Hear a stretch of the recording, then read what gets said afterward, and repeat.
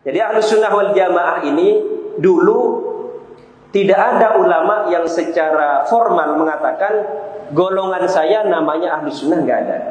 Karena semua mengatakan ya ini ajarannya Kanjeng Nabi.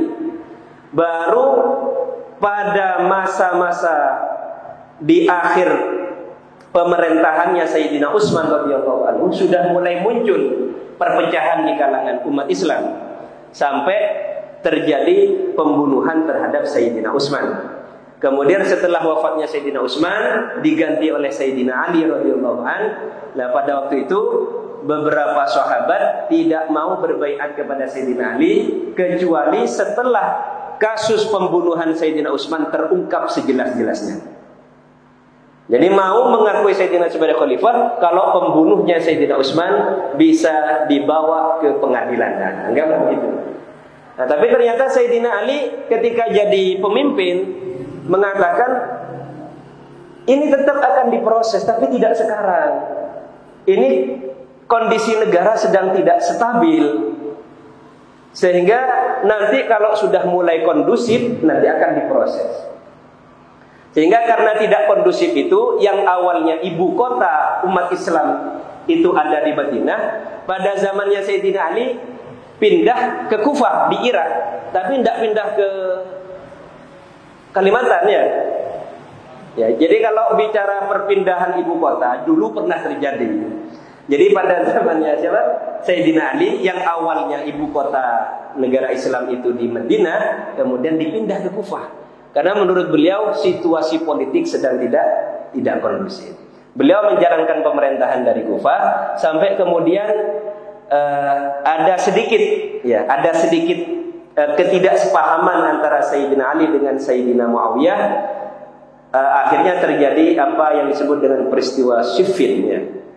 Nah, pada saat itu Sayyidina Ali dengan Sayyidina Muawiyah mengadakan perjanjian damai.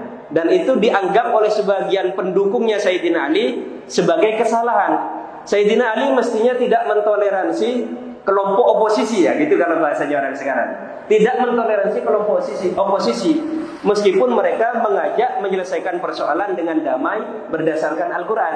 Tapi menurut ijtihadnya Sayyidina Ali, siapapun yang mengajak untuk menyelesaikan persoalan umat berdasarkan Al-Quran, ya kita harus ikuti. Sehingga kelompok ini tidak puas dengan prinsipnya Sayyidina Ali sampai keluar dari barisannya Sayyidina Ali, sehingga kelompok ini nanti dikenal dengan kelompok Khawarij. Baru kemudian ada pengelompokan mulai zaman ini. Ini ceritanya. Kenapa kok ada istilah Ahlus Sunnah ini dan itu? Nah, ini ceritanya pertama begitu. Jadi kelompok yang keluar dari barisannya Sayyidina Ali ini disebut Khawarij karena Khawarij itu maknanya keluar dari barisannya Sayyidina Ali. Nah, sedangkan kelompok yang masih menjadi pengikut setianya Sayyidina Ali dalam masalah pemerintahan ini disebut dengan Syiahnya Sayyidina Ali. Nah, ini ceritanya begitu. Nah, kemudian pada perkembangannya Khawarij ini bukan hanya keluar dalam masalah kebijakan pemerintahan, tapi juga membuat pemikiran-pemikiran sendiri, keyakinan-keyakinan sendiri, rumusan-rumusan pemahaman sendiri. Demikian juga Syiah. Jadi Syiah ini karena banyak problem yang dianggap oleh mereka merugikan Sayyidina Ali, mereka terlalu fanatik pada Sayyidina Ali, sehingga kemudian muncul pemikiran-pemikiran, keyakinan yang tidak sesuai dengan ajaran Kanjeng Nabi. Nah, kemudian pada masa berikutnya, pada masanya tabi'in, itu ada ulama terkenal namanya Imam Hasan Basri.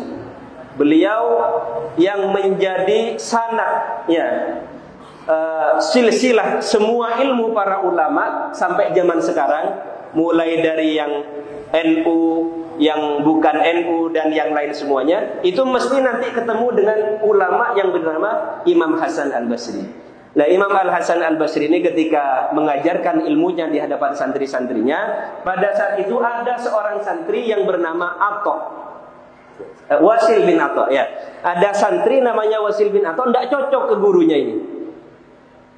Jadi merasa apa yang disampaikan gurunya itu tidak benar menurut pikirannya. Padahal penjelasannya dari Imam Hasan Al-Basri sudah sesuai dengan ajaran para pendahulunya dari kalangan sahabat. Sehingga Wasil bin Atha itu kemudian menyingkir keluar dari pengajiannya gurunya dan membuat pengajian tandingan di masjid yang sama. Nah, ini kan sudah mulai banyak kayak gitu di sini nih. Di Indonesia sudah mulai banyak. Jadi karena tidak cocok, karena dianggap sudah tidak sesuai dengan pikirannya, keluar dari jamaahnya gurunya, buat pengajian sendiri dan hebatnya di masjid yang sama. Nah, kelompok Wasil bin Atha ini nanti dikenal dengan istilah Mu'tazilah. Orang yang menyingkir dari kelompoknya Imam Hasan Al-Basri. Jadi setiap kelompok yang menyimpang, yang keluar dari jalur yang lurus, ini punya nama sendiri-sendiri. Ada Khawarij, ada Syiah, ada Mu'tazilah dan seterusnya. Lah kemudian kelompok yang benar ini tidak punya nama. Secara formalitas tidak ada namanya. Akhirnya para ulama kemudian pada abad ketiga dengan diperakarsai oleh beberapa ulama hebat pada waktu itu, termasuk Imam Abul Hasan Al-Asy'ari, mendeklarasikan kelompoknya mereka itu sebagai Ahlus Sunnah wal Jamaah. Jadi sejak saat itu sudah sangat populer istilah Ahlus Sunnah wal Jamaah sampai sekarang. Tapi karena terlalu panjang akhirnya disingkat. Ahlus Sunnah wal Jamaah kepanjangan, akhirnya disingkat jadi Aswaja atau An-Najah.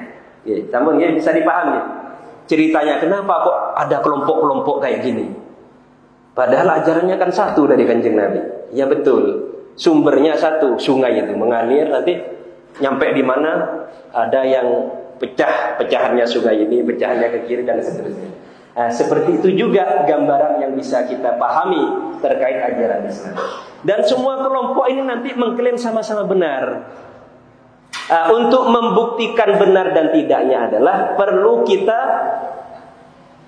membandingkan dengan ajaran-ajaran yang diajarkan oleh para ulama, mulai generasi sahabat, tabi'in, tabi'in dan generasi seterusnya.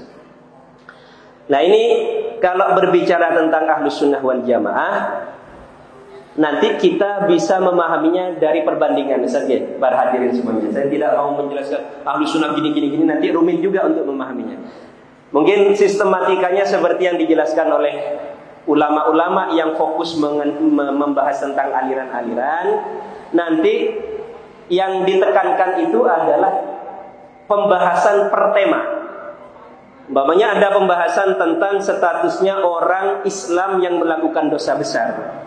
Itu nanti menurut kelompok Ahlus Sunnah wal Jamaah bagaimana, menurut kelompok yang lain bagaimana. Ini nanti baru kita bisa memahami bagaimana Ahlus Sunnah wal Jamaah. Cuma secara garis besar Ahlus Sunnah wal Jamaah itu rujukannya adalah Al-Quran, hadis, ijma' ulama dan qiyas. Ini disepakati oleh semua ulama ini. Al-Quran, hadis, ijma' dan qiyas.